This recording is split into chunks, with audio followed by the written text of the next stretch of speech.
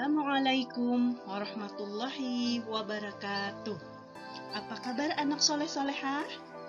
Semoga dalam keadaan sehat, bahagia, dan selalu dalam lindungan Allah Subhanahu wa Ta'ala.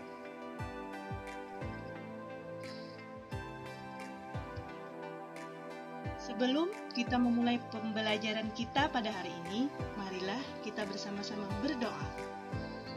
Bismillahirrahmanirrahim.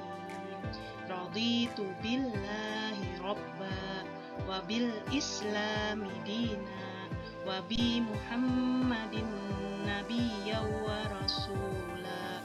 Rabbi zidni ilma warzuqni fahma. Amin. Materi pelajaran kita pada hari ini adalah hikmah sholat.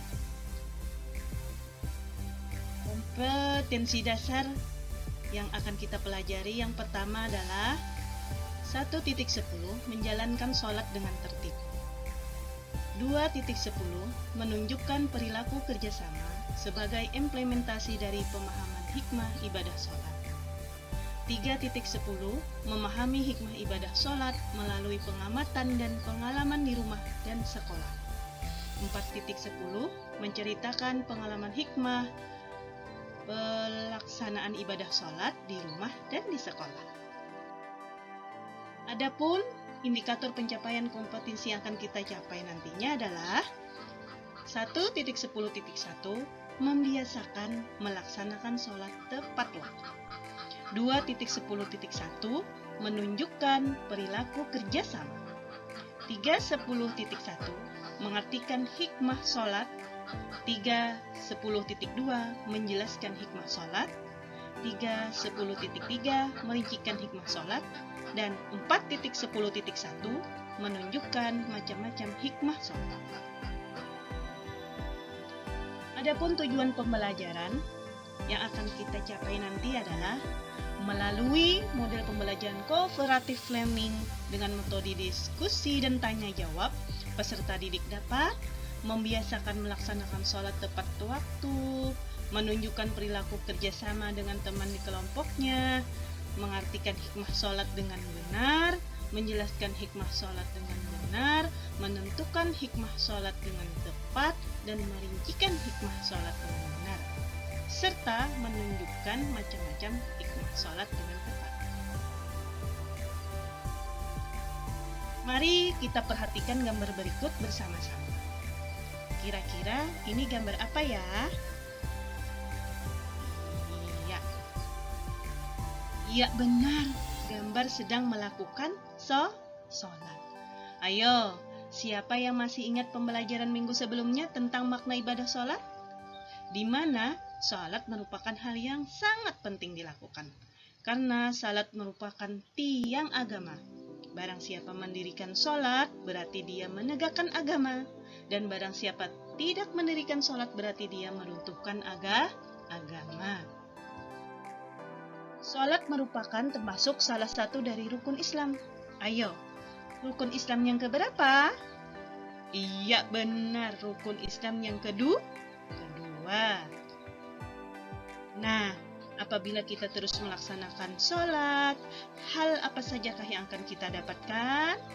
Mari kita simak penjelasan berikut mengenai arti dan hikmah sholat. Arti hikmah sholat. Ibadah sholat adalah kewajiban sebagai seseorang yang beragama Islam atau Muslim. Sholat adalah tiangnya agama, jadi barang siapa yang rajin menjaga sholatnya, tentu menjaga tiang tersebut berdiri kokoh. Sebaliknya jika tidak bisa menjaga sholatnya, maka sama saja dengan meruntuhkan agamanya. Hikmah sholat artinya inti ibadah yang timbul sebagai akibat kita mengerjakan sholat. Misalnya, berupa perbuatan yang baik, tumbuh dalam diri setelah rajin melakukan sholat.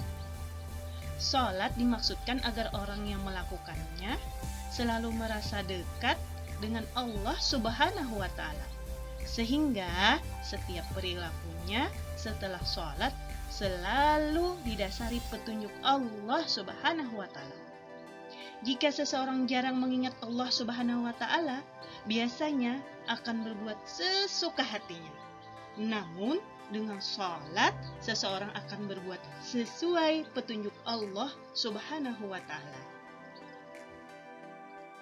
Rincian hikmah sholat. Hikmah dari ibadah sholat akan diberikan kepada mereka yang menjalankan ibadah sholatnya dengan penuh rasa ikhlas, khusyuk, dan sesuai syariat sholat. Hikmah dari ibadah sholat ini tentu sangatlah bermanfaat bagi diri kita ataupun orang-orang yang di sekitar kita. Adapun hikmah dari menjalankan ibadah sholat adalah yang pertama, selalu mengingat Allah Subhanahu wa Ta'ala. Rajin melaksanakan sholat, banyak mengingat Allah Subhanahu wa Ta'ala. Yang kedua, mendekatkan diri kepada Allah Subhanahu wa Ta'ala. Sholat merupakan sarana untuk mendekatkan diri kepada Allah Subhanahu wa Ta'ala. Dengan sholat, kita ingat akan dekatnya Allah Subhanahu wa Ta'ala kepada kita, sehingga akan semakin mendekatkan diri kita kepada Allah Subhanahu wa Ta'ala. Yang ketiga adalah disiplin waktu. Orang yang sholat tepat waktu selalu menggunakan waktunya dengan baik. Yang keempat, hikmah sholat adalah hidup bersih. Sholat sah sholat harus bersuci. Orang yang sholat hidupnya tentu selalu bersih. Yang kelima, hidup tertib dan teratur. Sholat memiliki rukun yang tertib urutannya. Sholat mengajarkan agar hidup tertib dan teratur.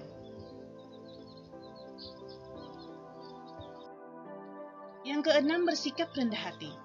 Dalam sholat, setiap orang sama derajatnya. Artinya, hidup itu harus rendah hati. Tidak boleh sombong.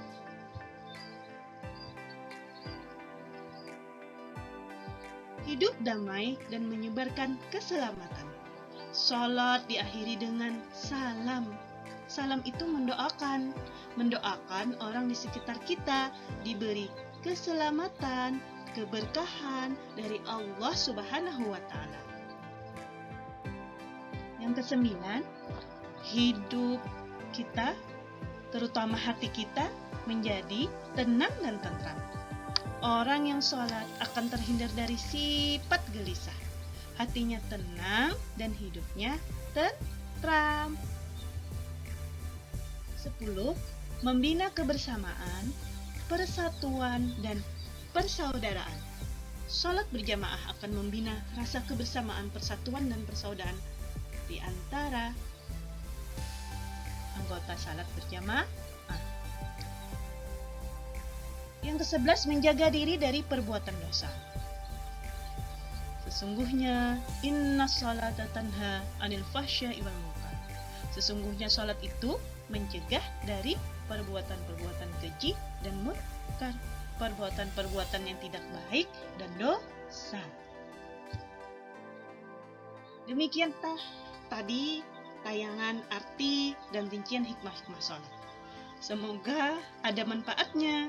Salah hilap mohon maaf. Kita tutup dengan mengucapkan hamdalah. Alhamdulillahirabbil alamin. Wassalamualaikum warahmatullahi wabarakatuh. Terima kasih.